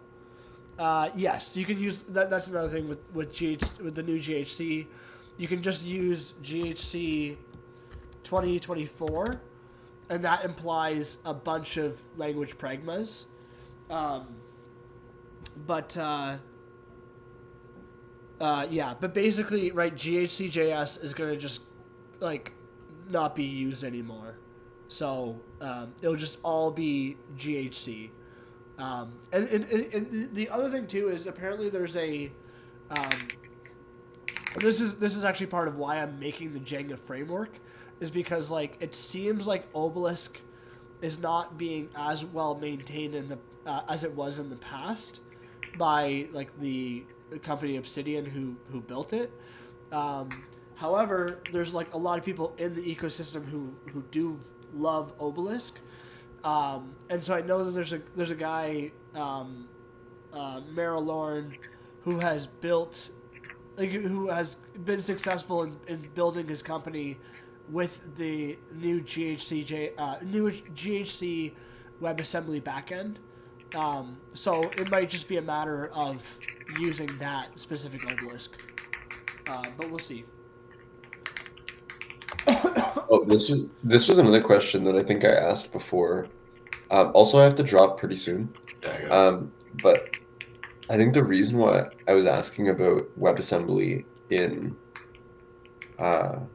JavaScript or WebAssembly in Haskell is because it's possible that if you just wrote a like a GUI basically for display on your desktop, is it possible to port that into WebAssembly and just have like a desktop app run in your browser? Do we have an answer for that? I mean, in theory, like, I think, like, I don't know. I'm not really sure what the exact, like, limits are of WebAssembly.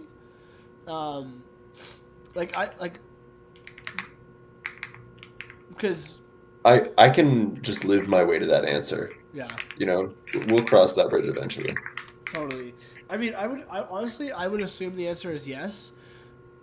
Hit yourself up against the wall wherever that hits, and then, like, it's probably not too bad to you know,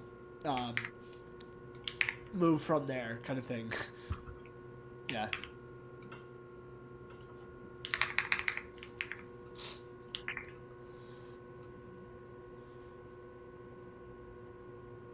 All right. So I've learned why this error is happening. Probably a good spot to leave it. We've had some really good discussion there at the end. Effectively, where we're currently at right now is that because this is existentially quantified, so basically what we're saying, game state forgets about the A. Right? And we want that because if we add the A here, then it means that game state can only ever have one type of A. So what you do with existential quantification is you're saying there exists some A inside of here which meets these requirements. But what that means is that when you're accessing just the game state, there's no way to specifically know which type this A is.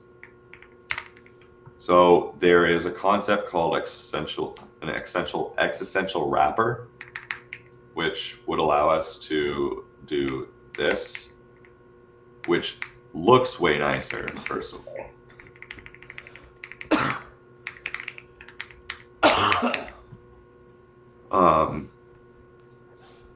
And that gives us a way to, so when we're using this record accessor, we can actually get the correct type. That should solve that issue. It's effectively the same thing as doing this. Not the same thing, but it gives us similar, like doing this down here will give us a similar benefit where we're just pattern matching on the list of actors. That's all. I'll show you what this did.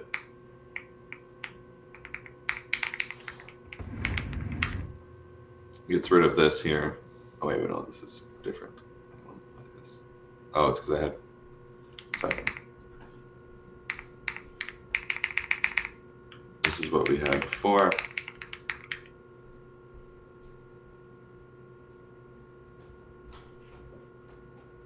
Is it?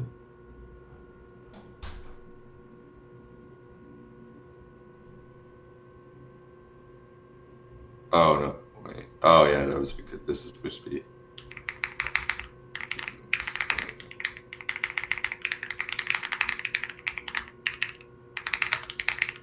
Sorry, there we go. Right here, right? Cannot use record selector game state actors as a function due to escaped type variables. So to solve that one, you can just use pattern matching instead to get that value. However, like this kind of gets rid of the whole point of having a record type, right? Like, because if you have like, if you're gonna end up having to do stuff like this, so it's not great. Works because right now we only have one value, and then we use map instead of fmap because I actually don't know why. But this brings up, or sorry, this would be actors. Brings up the actual issue that we're currently facing is this one, where it's not allowing us to put two different types in the same array.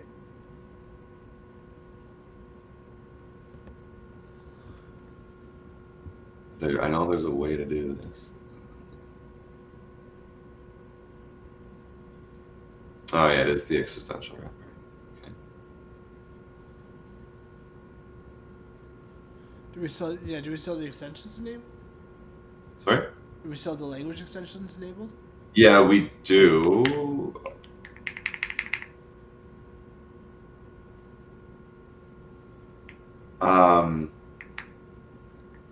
I think the issue is because this is the existential here, Yeah. not this. So like, by the time we're here, by the time we're getting this array of A's, it is just completely forgotten what it is, right? Whereas here, we're putting the existential, like, we're actually putting the existential on the A. And then in here, we have a list of existential actors, which I think this is actually because I was looking at this, I was like, this looks so wrong having this 4L here with that. I mean, it's technically the same thing, right? But it's just like with records, you're going to have multiple different values in here, right? And like, there's no way that this is relevant to all of those different record accessors, right? And like, what if you have other record accessors that need different type classes? Are you going to go, okay, now for all A and then also for all B? Like you know what I mean? Like, Yeah. where does it end? And Yeah, so I like really, that better. the way to do that is like this. It's definitely a little bit neater. Yeah. So. And Cool. probably easier to deal with, so easier to debug. Yeah. Then we basically just get we write a get A function, and then there you go. You have an actor. Okay, give me the unwrapped value, and then this A, because it's wrapped up in this existential, this A should actually be player or paddle or ball. Yeah. And that's because this for all here is going to do that from the perspective of the caller. So the caller now will define what this type is. But no, not the caller, the compiler, my bad. Existentials, the caller defines what happens, but the compiler will actually bake in paddle here for this. So, like effectively now what this is going to turn into is a bunch of, we think about these as just arrays and elements. We're going to have actor paddle and actor ball, right? Yeah. So you can fmap that data constructor on that list, and then you're definitely good. Now it actually has paddle here as opposed to it's just an array of A's. Yep. Right? This, it's like, what do you do? Can't do anything. Does that make sense? We got into a new concept today called existential quantification. I hope it was kind of we didn't really even explain what it was. We kind of just explained like how to work with it, why it shows up, right? Sergio, have you, and Zenon, I guess, have either of you run into existential quantification? No. But yeah, all of this is very interesting. I definitely need to look into it. Does it? Yeah, I haven't yet. Sometimes I try and learn I'm still learning like base Haskell, so I'm trying to avoid language extensions as much as possible, but there are times when they come up as really important. Yeah. I'll say too, like, I think the one thing I'm noticing is like, well, yes, I like that idea. Just like getting comfortable with the base of like Haskell 98, technically speaking. Yeah. I think that's a very smart idea. What I've noted, like GHC 2024 is a great sort of like compass, I guess, because like it's what is like basically all of the language extensions that are so commonly used that like Haskell is basically at the point of saying like these are kind of built into the language. Yeah. Like as of like 2024. So, yeah, there's certain things that you do so often that like doing this just becomes so annoying. Yeah. Yeah, that's the one thing I would say is like 100% get like Haskell 98 down.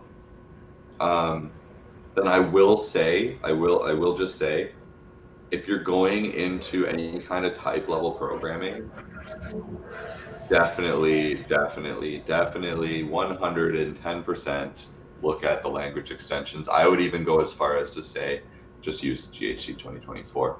I mean, well, it might not be as supported yet, but it's one good thing to do is look at the GHC 2024 like release notes, and they specify which language extensions they've included into the base package.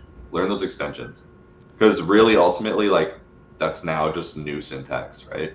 Yeah. So it's something to work up to.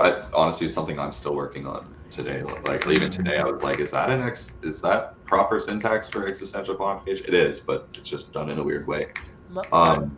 My like my like I guess like I don't know non-academic opinion is that like all language extensions are really just like just easier ways, like they're really just what's the word? They just feel like you could argue they're code refactors. That's a bit oversimplifying, but they're just Syntactic sugar, I think. I was going to say it's syntactic sugar, but it's very syntactic. Actually, I wouldn't even say it's syntactic sugar, because I do believe there are some things that are just not possible. Syntactic salt. Well, You're missing like out. data You're not client. using How could you create a data client without a language extension? Right? Like maybe you might be able to, but I mean, you could still end up with the same. you'd be generating you'd be writing a lot of code, right? Yeah, you could create the same values. You could do all the same value level stuff, but you would have different ways. But you couldn't get that at type level. Like what I'm trying to say is like language extensions are quite literally extensions of the language. I think it's unique in the sense that like most languages, they kind of just ship it and then that's it. And like you can for example, like with JavaScript, like there's ECMAScript, right? So there's like different versions of JavaScript that people will release, right? You know, C#, there's C# 12, C# 13, etc. The great thing about language extensions is that they let you test out functions, like features, before they're actually rolled out, right? Yeah. Which I think is pretty unique. Also, kind of brings in the idea that there are tons of language extensions, and they can feel sometimes overwhelming. Yeah. But I think the fact that there's a ton of language extensions being added into GHC 2024 is like, it's huge. Yeah. I'll even say one like really this cool list one. here, I would just learn this list, to be honest. When it comes time, yeah. When it comes time, like slowly, like, you know, try to understand them. Yeah. What also one really interesting one. I don't even know if it's on there. Just in terms of like when we talked about experimental ones, like okay, I think it's so funny. Every single time I hear like GHC talked about as like a research language, and B, is it maintained or whatever? I'm like, LOL. Like I literally, like, I'm laughing about the idea that JavaScript or like ECMAScript has like different versions, because I'm like, you look at what the changes are and they're like, oh, we added a dot filter function. And you're like, bro, what? Like, that's like an update? Like, is that a joke? Or it's like a security bug that they patched or whatever. Anyways, Those are the most common. Yeah, but if you look at this, there are 4 versions of Haskell. Yeah, but spread over 20, almost 30 years, 4 versions of Haskell. What I'm trying to say is, like, one very interesting example of this is like Rust is getting a lot of interest lately. Because actually, here's the 3 coolest innovations that are happening in Haskell right now, that make me go, hell yeah, it's a research language. Is linear types. There's sorry, what's the word I'm looking for? Dependent types, and then there's the different JavaScript and WebAssembly backends. I've already kind of explained the third one. The linear types is basically how Rust handles memory. So like all the things that make Rust amazing is like coming soon in Haskell. And it's basically just lifetimes of like automatic garbage, like in avoiding garbage collection, so that you can do more performant applications. What's crazy is that like then there's also working towards dependent types, and that's very close. And like both of these things are very close. Whereas like Yeah. you look at like Rust, and there's no world in which dependent types are even remotely close. Yeah. So it's like there's just literally like I even when I'm like on Reddit, I try to not say Haskell. I try to say like the features of Haskell without saying Haskell. Yeah. And it just gets to the point where I'm actually like, no, like literally like it's literally like Haskell is it. Like Haskell has just so much going on that it's like just say Haskell. Anyway, sorry, Kyle. Go ahead. Oh, good. No, I mean, we're kind of just wrapping up anyway. So. Yeah. Very cool. Very cool. Cool. Yeah, thanks for joining. And next weekend is the 20th. Yeah, Christmas. we'll do that. The one after that, we probably will, because of the Christmas holidays. But yeah, see you guys next week if you're. Awesome. Cool. Thank you. So many nice topics to look into. Very Yeah. good. Yeah, thanks for teaching, man. Cool. We'll Take care. see you around. See ya. See ya. Bye bye.